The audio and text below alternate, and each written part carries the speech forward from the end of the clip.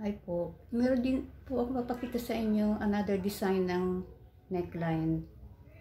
Kanina po ay yung sa pong video ko, ganito ang design. Ganyan. Kasi malambot, baka dumapa ganon. Pwede nyo siyang tiklopin na ganon, no? Yan. Pagka tiklop nyo pong ganon, tatahiin ko dito. Maganda po ang labas din. Kung ano pong gusto niyo i-design. Yan. Tatahiin ko, papakita ko sa inyo. Kung magtatahi kayo ng mga circle, pa-circle din po yung galon ng motion ng pagtahi. Yan, papakita ko.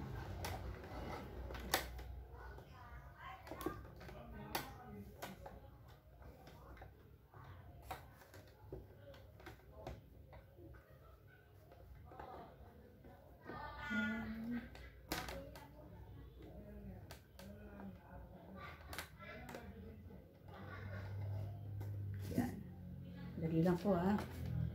There we go.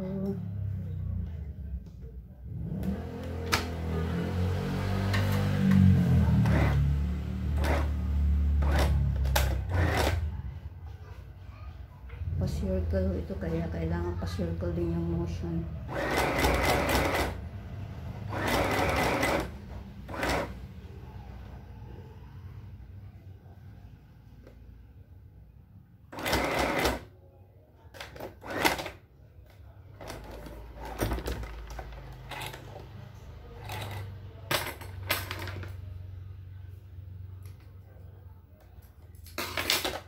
Diretso nyo yan. Ay, yan. Ito po another design. Diretso yung ganon. Ayan. Di ba maganda din yan. Natiklop yung kanina standing ganon. Ngayon pag tinahi nyo sa loob, nandun na siya sa loob. Yan po. Dapat tahiin sa baba.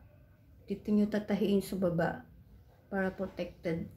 So, ganito ang magiging design din yan. Maganda.